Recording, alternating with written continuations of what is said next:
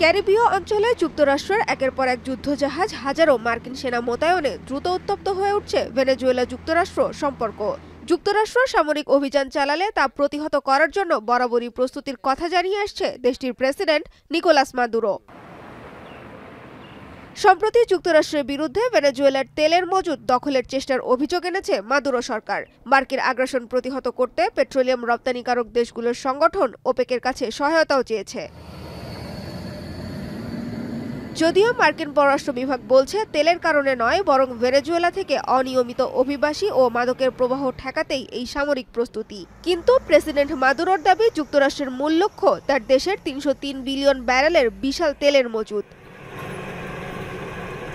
Venezuela বর্তমানে বিশ্বের সর্ববৃহৎ তেল ভান্ডারের মালিক, যা মধ্যপ্রাচ্যের বহু দেশ বা টেক্সাসের চেয়েও বেশি। কিন্তু রাজনৈতিক অস্থিরতা, আন্তর্জাতিক নিষেধাজ্ঞা ও অব্যবস্থাপনার কারণে উৎপাদন কমে দাঁড়িয়েছে দিনে মাত্র ১০ লাখ ব্যারেল, যা ১৯৯৯ সালের উৎপাদিত তেলের ১/৩ মাত্র।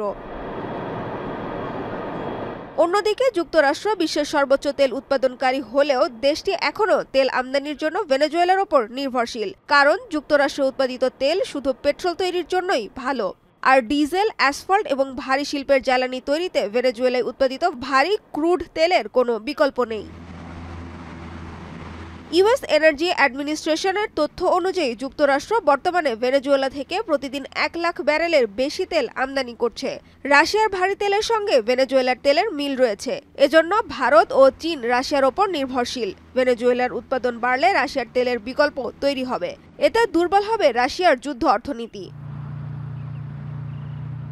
তাই বিশেষজ্ঞরা বলছেন, বর্তমান উত্তেজনা কেবল ভূরাজনৈতিক টানাপোড়েন নয়, এর সঙ্গে জড়িয়ে আছে বিশ্বের বৃহত্তম তেল ভান্ডার, মার্কিন জ্বালানি নিরাপত্তা এবং আন্তর্জাতিক কূটনীতির জটিল সমীকরণ। ভেনেজুয়েলায় শাসন পরিবর্তন হলে তা শুধু দেশটির জন্য নয়, বৈশ্বিক তেল বাজারেও বড় ধরনের প্রভাব ফেলতে পারে বলেও মনে করছেন তারা।